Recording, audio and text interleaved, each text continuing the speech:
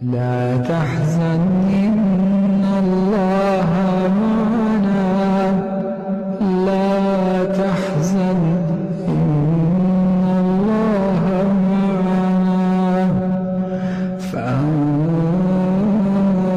الله سكينته عليه وأيده بجنود، فأنزل الله سكينته عليه وأيده بجنود لم تروها، وجعل كلمة الذين كفروا السفلى